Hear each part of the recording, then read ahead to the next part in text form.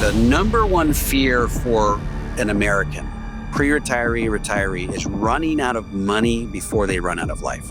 I do have a big section in my book on Ken Fisher, and in one of the sections I actually go through and I dissect that video that he made, which is "I'd rather go to hell than." That's literally the phrase that he leads with. "I would rather go to hell than sell you an annuity," and he gives 8 reasons why. And one of the reasons I thought was interesting was he says that anything an annuity can do, a Ken Fisher investment portfolio can do better, right? So anything annuity purports to be able to do, we can do better, right?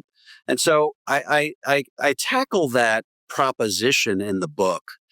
And Ken Fisher's a big fan of the 4% rule. And he says that the best way to purge longevity risk from your portfolio in retirement is to simply adhere to the 4% rule.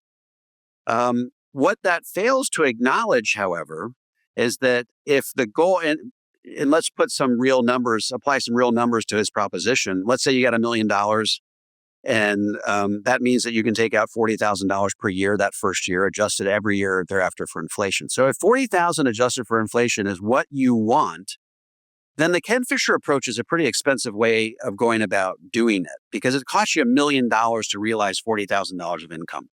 If I were to take that same goal of getting $40,000 adjusted for inflation every year in retirement, I could take, under today's prevailing interest rates, I could take $650,000, give that to an annuity company, and they would in exchange give me $40,000 per year adjusted every year for inflation. So for $650,000, I was able to purge longevity risk from my retirement picture. The Ken Fisher approach cost me $1 million.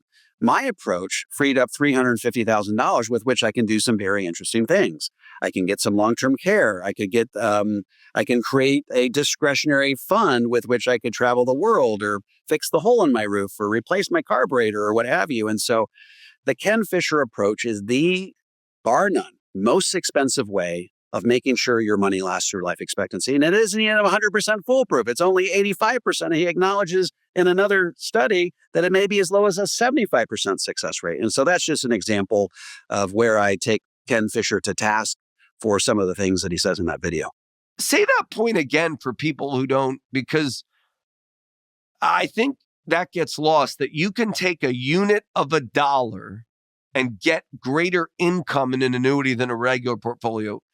Make that a little plainer for people. You got to start with the premise, and I think this is borne out in all the surveys, that the number one fear for an American, pre-retiree, retiree, is running out of money before they run out of life. Okay, so that's the number one fear. So the question is, and we call that longevity risk. So the question is, how do you purge longevity risk from your portfolio? What is the least expensive way of doing it? And what all of the gurus tend to universally agree is that the 4% rule, which is you can never take more than 4% of your day one retirement balance adjusted every year thereafter for inflation, that is the best way to make sure your money lasts through your actuarial life expectancy. And that has about an 85% success rate. In other words, 15% of the time you will run out of money in advance of life expectancy, but 85% of the time you're going to make it. So the question is there a less expensive way to make your money last and to get higher levels of income than through the 4% rule? And that's where PhDs have weighed in on this. There's no argument in the PhD circles. The only ones that argue this point seem to be the gurus. But the PhDs, the Wade Fowles, the Michael Finkes, the David Blanchetts of the world, they all seem to agree, and the Mosh Milevskis of the world, that the least expensive way to purge longevity risk from your retirement plan is by way of an annuity. And so the example I give in the book is you need $40,000 per year adjusted every year for inflation to meet your income needs in retirement. And based on the 4% rule, you're going to need to have saved $1 million by day one of retirement. So that's a pretty expensive proposition.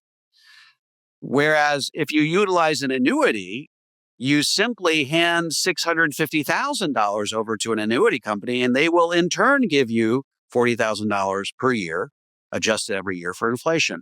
And so you just saved $350,000 by adopting the annuity approach, which has been maligned and demonized and vilified by all the gurus, which to me, I'm trying to figure out how the math adds up. If you can save $350,000 and do a number of really interesting things with that $350,000 and have a higher likelihood that your money lasts through life expectancy, why wouldn't people want to do that?